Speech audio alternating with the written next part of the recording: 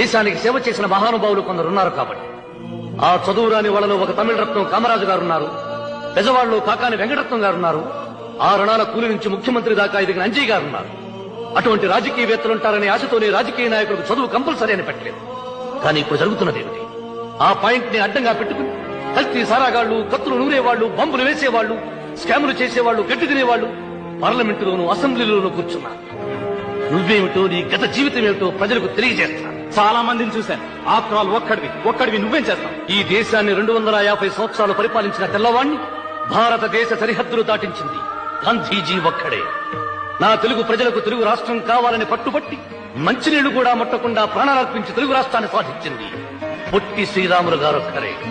సంవత్సరాలుగా తెలుగు జాతి ఒకే పరిపాలన కింద నలిగిపోతుంటే ఆ ఏకఛత్రాధిపత్యాన్ని 9 నెలల్లో మార్చివేసి ఆంధ్ర వైభవాన్ని చాటి చెప్పిన తెలుగు సింహం ఎన్టీఆర్ గారొక్కరే.